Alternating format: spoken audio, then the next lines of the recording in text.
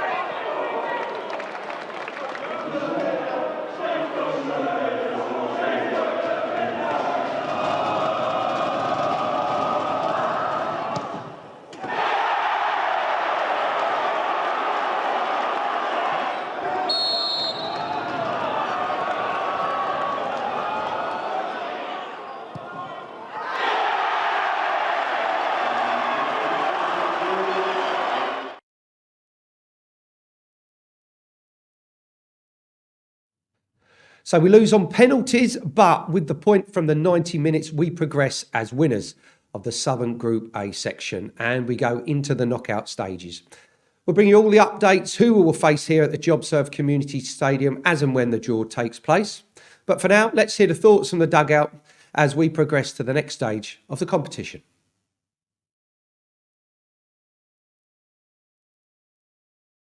You're through as group winners, but it's ended in a draw, but you probably should have won in normal time, shouldn't you? Yeah, and I was really pleased with so much of tonight. I thought we passed the ball with purpose. We created opportunities. I think we've had 22 shots at their goal, 8 on target, 58% possession. It's not all about that, but you know, when they're in your favour, it kind of gives you an indication of how the game gone. I was really pleased. So many performances tonight. I thought Noah Chilvers set his standard tonight. I thought he was absolutely excellent. Been waiting to see that Noah, and I'm so pleased for him because he's a great kid. He's going to be a good player for us, and he set his standard tonight. But it's harsh to single him out because there's loads of good performances, and I'm just really pleased with so much I've seen. The team togetherness, the cohesiveness of the unit, the work rate, and the way we asked them to go and play tonight. They've executed that. I'm really disappointed for them that they didn't win the game because the boys deserve to, but we're through in the group and it's another positive night for us, and we'll use that and move forward.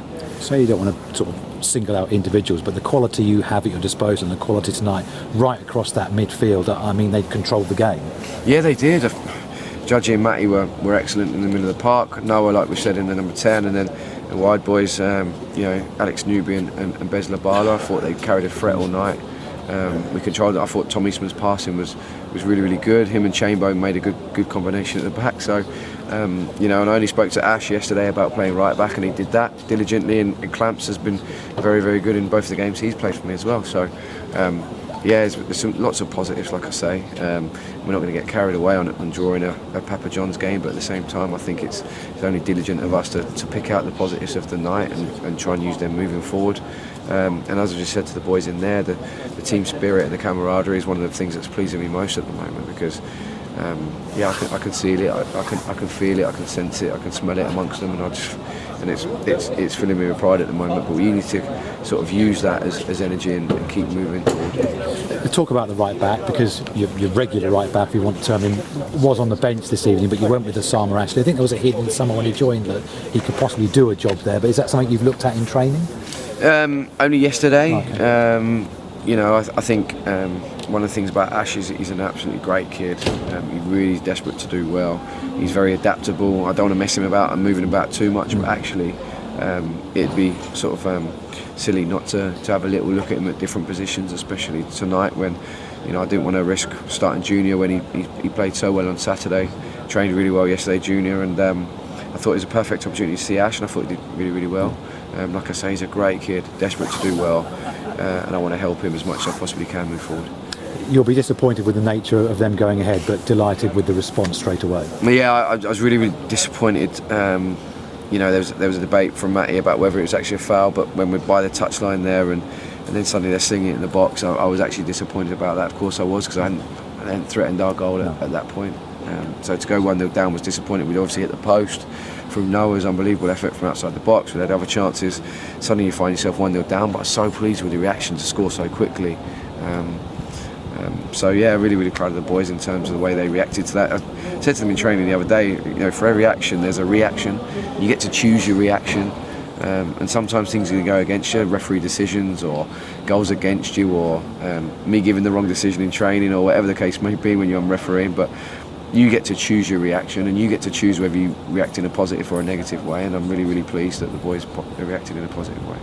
And okay, there's been a couple of misses in the penalty shootout, but that was kind of by the by. It's only for the bonus point, the way this competition works. But you've won the group, you've got yourself a home draw, and just gives you a bit of cup interest beyond the FA Cup a little bit later on.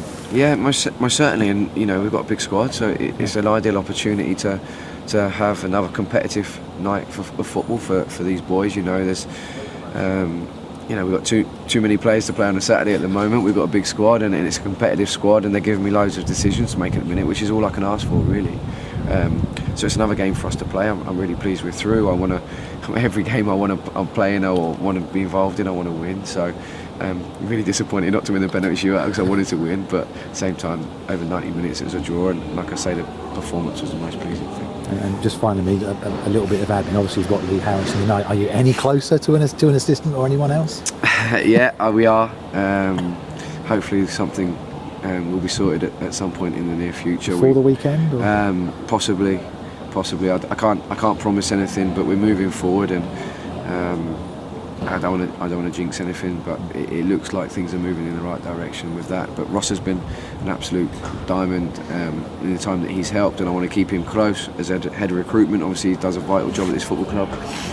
Having Lee coming in has been absolutely brilliant for both me personally and the football club, and for the group of people, because he's so knowledgeable and experienced, and another great guy to have at this football club. So hopefully we'll have something to announce soon.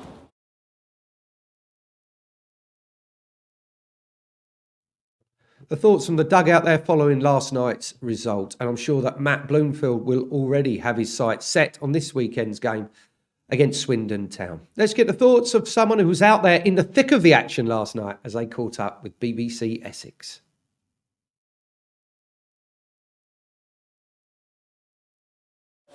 Should have won the game in normal time, shouldn't you? Yeah, definitely. I think we're really pleased with how we played. Dominated the ball, had chances. Hopefully another day we take them. Great reaction after going behind to probably the only clear-cut chance they had for you to finish off, about 90 seconds later? Definitely, yeah. It's good to get another goal. Help the team. Like I said, I think we're just pleased with the performance. Probably disappointed that we didn't, nick the win, or get the win, shall I say. Tell us about the finish. Did you give the keeper the eyes? Because it was a bit of a weird one to see exactly how it ended up in the back of the net. I just gave everyone the eyes, to be honest. Now, I just thought the near post was on and went for it, in a nutshell. I don't think they really expected it because it was quite tight, so I'll give it a go.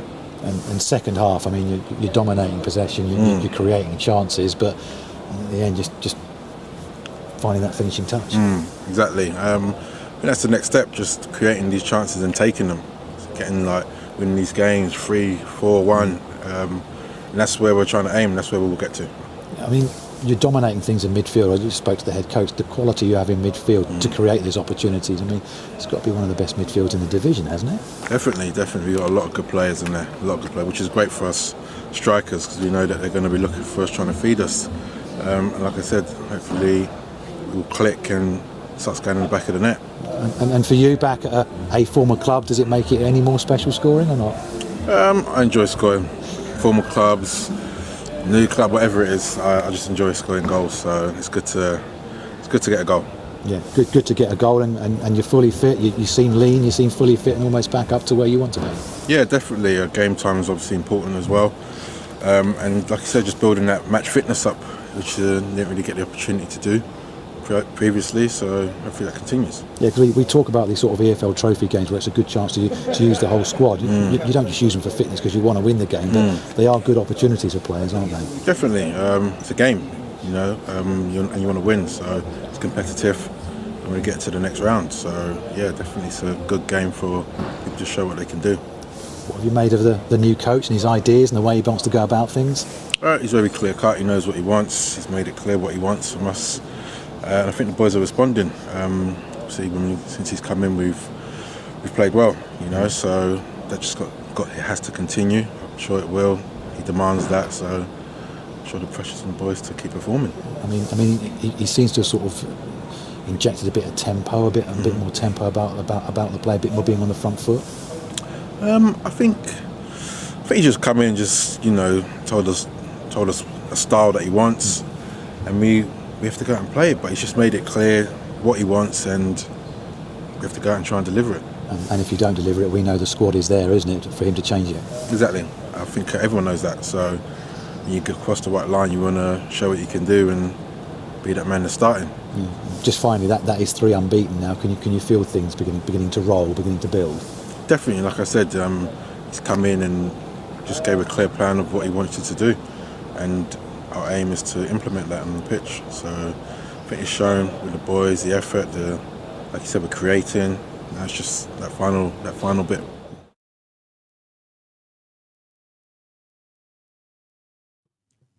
Always good to hear from the players, and they'll be putting in the effort at Florence Park this week, hopefully to get a positive result at the county ground this weekend. You can still get your tickets for that game. Head over to our website for all the information on that.